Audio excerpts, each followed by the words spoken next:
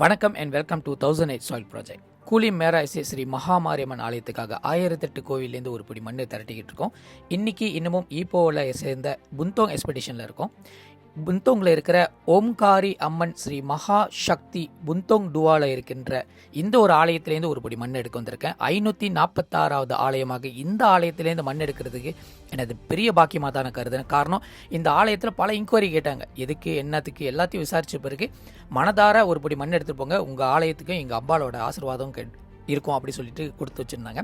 இந்த வேலையில் டெம்பிள் மேனேஜ்மெண்ட்டுக்கு நன்றியை தெரிவிச்சுக்கிறேன். அடுத்த ஆலயமாக மிக பிரபலமாக பேசப்பட்ட குங்கு மங்கி என்ற ஒரு ஆலயம். இந்த ஆலயத்தோட முழு பேர் ஓம் ஸ்ரீ வீர முத்துக்காளியம்மன் பரிபாலன சபா ஈப்போ பேரால இருக்கிற 547வது ஆலயமாக இந்த ஒரு ஆலயத்திலேருந்து ஒரு படி மண் எடுக்க வந்திருக்கேன். நான் வரும்போது மணி ஒரு 3 இருக்கும். இந்த ஆலயத்தோட அபிஷேகம் ஒன்று நடத்த கிடையாது.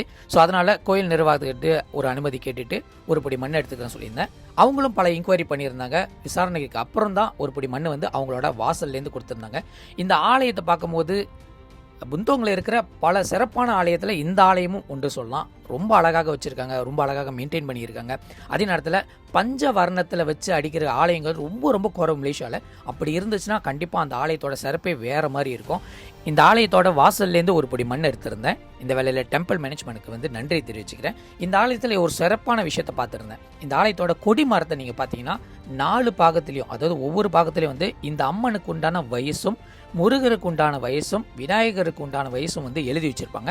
இதெல்லாம் இந்த ஆலயத்தை சார்ந்து இருக்கிற ஹிஸ்டரியை வந்து இன்னமும் ப்ரிசர்வ் பண்ணியிருக்குன்னு சொல்லும் போது மிக பெருமையாக இருக்குது. நம்மளோட தமிழ் ஆலயம், அதுவும் இந்து ஆலயம் வந்து இப்படி மெயின்டைன் பண்ணிக்கிட்டு இருக்கிறதுக்கு இந்த வேலையில் டெம்பிள் மேனேஜ்க்கு நன்றியை தெரிவிச்சுக்கிறேன். 548வது ஆலயமாக ஸ்ரீ மகாமாரியம்மன் ஆலயம் பரிபாலன சபா ஜலன் சுங்காய் பாரி ஈப்போ பேரால இருக்கின்ற இந்த ஒரு ஆலயத்திலேருந்து ஒரு படி மண் எடுக்க வந்திருந்தேன்.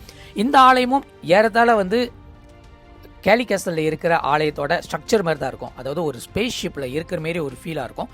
பல வகையான தூண்கள், அதுவும் கோயிலோட சைட்லாம் பார்த்திங்கன்னா அந்த செவுத்தில் அழகாக பஞ்சவர்ணத்தில் வச்சு பெயிண்டிங்கும் சரி, அது அந்த கோல வடிவம் சரி அழகாக மெயின்டைன் பண்ணி வச்சுருக்காங்க. இந்தமாரி ஆலயங்கள் இன்னும் சிறப்பாக இருக்குது, இன்னும் நம்ம மக்கள் வந்து ப்ரிசர்வ் பண்ணியிருக்கான்னு சொல்லும்போது பெருமையாகவும் இருக்குது, பார்க்கவும் நல்ல மகிழ்ச்சியாக இருக்குது. இந்த வேளையில் டெம்பிள் மேனேஜ்மெண்ட்டுக்கு நன்றியை தெரிவிச்சுக்கிறேன், நம்மளுக்கு ஒரு புடி மண்ணை தந்ததுக்கு. 549வது ஆலயம் ஸ்ரீ ராமர் ஆலயம் ஸ்பூனர் ரோட் புந்தோங் ஈப்போ பேராலேருந்து இந்த ஒரு ஆலயத்துலேருந்து ஒரு படி மண் எடுக்க வந்திருந்தேன். நான் வரும்போது அப்போ தான் வந்து அபிஷேகம் வந்து நடத்திக்கிட்டு இருந்துச்சு. கோயில்காரங்களும் இருந்திருந்தாங்க, அனுமதியும் கொடுத்துருந்தாங்க. இது பழமையான ராமர் ஆலயம் சொல்லப்பட்டிருக்கு. பட் அந்த ஆலயத்தை வந்து இன்னும் சின்னதாக வச்சு மெயின்டைன் பண்ணிகிட்டு இருக்காங்க. ஏன்னா பக்தர்கள் வந்து ரொம்ப குறைவாக இருக்கிறவாசி. இங்கே ஆஞ்சநேயரோட வழிபாடும் இருக்குது. அவங்களோட துளசி மடத்துலேருந்து தான் எனக்கு ஒரு படி மண்ணை கொடுத்துருந்தாங்க. இந்த வேலையில் டெம்பிள் மேனேஜ்மெண்ட்டுக்கு நன்றி தெரிவிச்சுக்கிறேன். ஸ்பூனர் ரோட்லேயே வந்து அதிகமான ஐயா ஆலயமும் அம்மன் ஆலயமும் இருக்குது. அதில் அடுத்து நம்ம பார்க்க போகிறது இந்த ஆலயத்தில் வந்து மிக பழமையான ஒரு ஆலயம் ஸ்ரீ ஆதி முன்னீஸ்வரர் ஆலயம் ஸ்பூனர் ரோட் புந்தோங் 550வது ஆலயத்திலேருந்து ஒரு படி மண் எடுக்க வந்திருந்தேன். நான் இந்த ஆலயத்தோட நிர்வாகத்தை வந்து கான்டாக்ட் பண்ணிட்டு அனுமதி கேட்ட பிறகு தான் இந்த ஆலயத்தை மண் எடுக்க வந்தேன். அதுக்கு முன்னாடி இந்த ஆலயத்தை பராமரிக்கிறவர்கிட்ட கேட்டிருந்தேன். அவங்க வந்து கொஞ்சம் கிரிட்டிக்கலான ஒரு சுச்சுவேஷன் கொண்டு வந்தாங்க. அதாவது யாரை கேட்டு எடுக்கிறீங்க, எது கேட்டு இருக்கீங்கன்னு கொஞ்சம் அப்படியே சலசலப்பாயிருச்சு. இருந்தாலும் தலைவரோட அனுமதியாளியாக இந்த ஆலயத்திலேருந்து ஒரு பொடி மண் கிடச்சதே ரொம்ப பெருமையாக தான் இருந்துச்சு. அவங்களும் சொல்லியிருந்தாங்க, எங்கள் ஆலயத்திலேயும் எடுத்து போகிற மண் உங்களோட ஆலயத்துக்கு வந்து பூமி பூஜைக்கு சிறப்பாக இருக்கட்டும் அப்படின்னு சொல்லிட்டு அனுமதி கொடுத்துருந்தாங்க.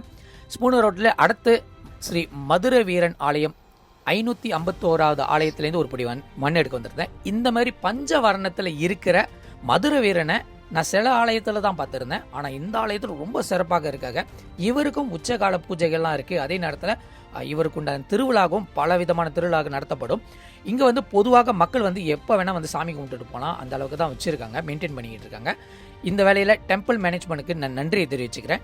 பழமையான முனீஸ்வரர் பார்த்தீங்களா, இவருக்கு குறைஞ்சபட்சம் 50 வயசு இருக்கும். அதே நேரத்தில் சிவலிங்க வழிபாடும் இந்த இடத்துல இருக்குது.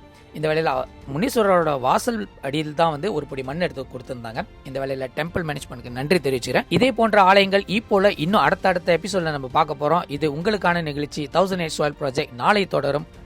நன்றி. முருகன் துணை.